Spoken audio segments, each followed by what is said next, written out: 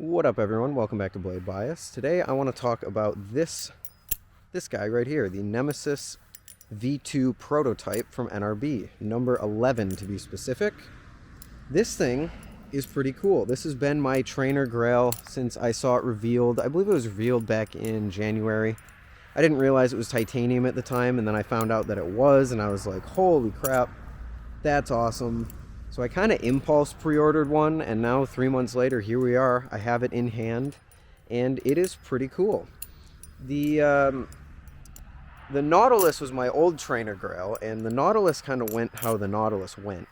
Tap immediately, and it was unfixable, which actually was the same case with this thing. I don't know why, I just can't catch a break with these expensive trainers, but I don't know, man, I can't.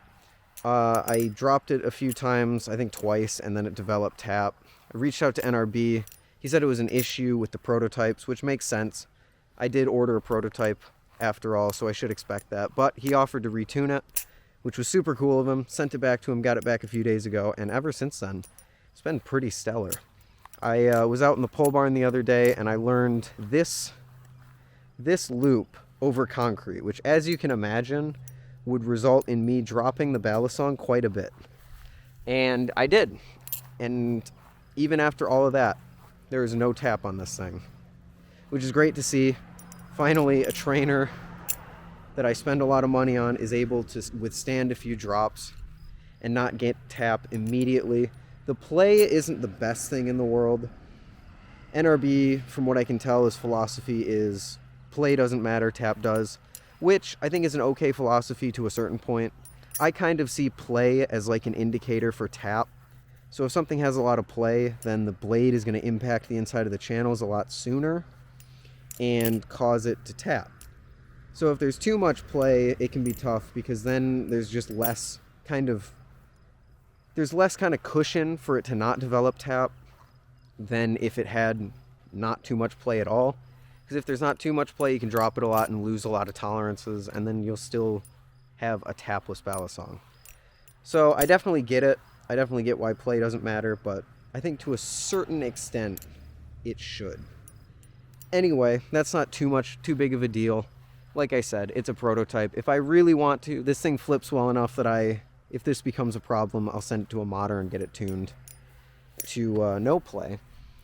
But speaking of modding is actually probably my next step with this thing. Assuming the Hydro doesn't come out soon.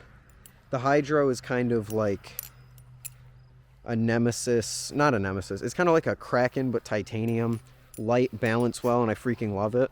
So if that thing is coming out in the next month, then maybe I'll trade this out for that.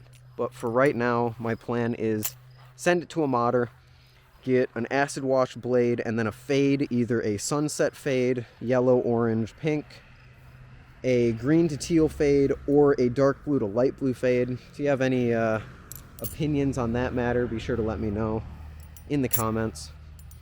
Comparing this thing to my Kraken, it is slightly heavier, considering that it is only like 0.1 ounces heavier, which shouldn't be a lot, but it kind of does feel like a lot. The Kraken feels a lot lighter than this thing. Not to say that this thing feels heavy at all. 4.3 ounces is still a very good weight, but it feels closer to a squid trainer than it does a Kraken, which is kind of weird to me. But as far as everything else with the Nemesis, it's great. The look of it is amazing. The titanium's nice. This texturing's great. The grip is awesome. The grip is he's really good with this texture on the faces, and then the jimping and the speed channeling on the sides of the handles. It is my second grippiest balisong, second only to the Kraken.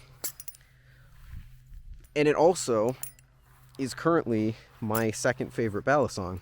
Unfortunately, this hasn't taken over the spot of the Kraken. I think the Kraken flips just a little bit better, and it might have something to do with the weight difference or the fact that the Kraken handles are more square. I do still love the Vortex. This did not kill the Vortex because the Vortex handles are a bit thicker, a bit more square, but still rounded, and I really like that. Whereas these handles are kind of rectangular, which isn't bad, it just takes some getting used to. But once you do get used to them, this thing's amazing. It fans like it's neutral.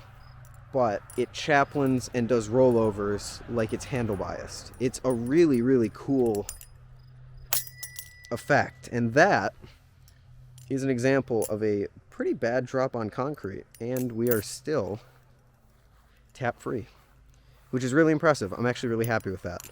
But the balance, as I was saying, is really good. Like I said, it sticks to your fingers when you do rollovers and chaplains, but it still fans like it's neutral. Like, it fans really well. And I think it's because all the weight is in the obvious ends of the handles and the tip of the blade, which just means that it carries momentum really well while still feeling neutral and balanced. I'm a big fan of the Nemesis so far. It's actually my EDC.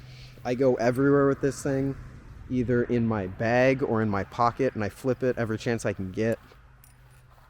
The Kraken would be my EDC, but since New York's knife laws have been so recently changed, not everyone's kind of on board with the with it, and it can cause a lot of confusion. And I would rather, considering the Kraken is so nice, and I have the Damascus one, and I don't want anything to happen to it. Plus, it's a piece that I don't really want to beat or drop too much on grass or concrete.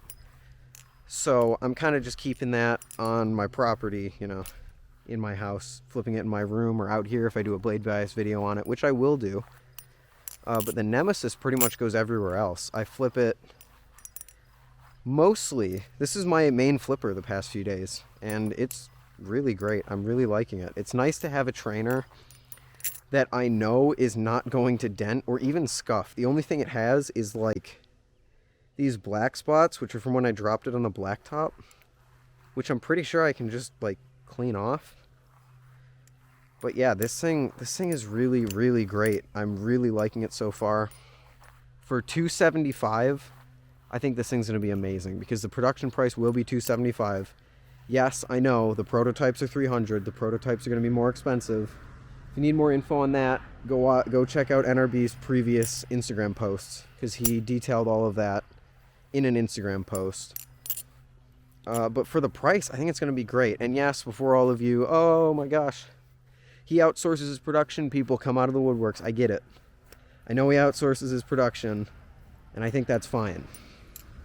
The fact that I can get a titanium trainer that's really good for the same price as some of the Krakens is not a dig at Squid, because the Kraken is still my favorite. I still like that thing technically more than this. But it kind of shows the power that NRB has with his pricing. To give us a titanium trainer for $275 and to give us a 7075 aluminum trainer in the Vortex for $125 with all these crazy specs like texturing and jimping on the sides is really nice to see, giving us more options.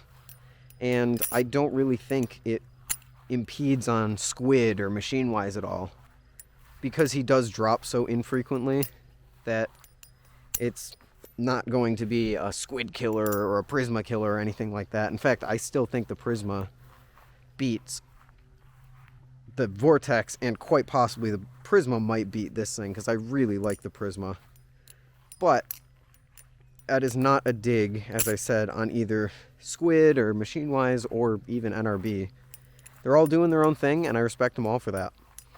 And NRB's MO seems to just be like, hey, you want good specs for the price?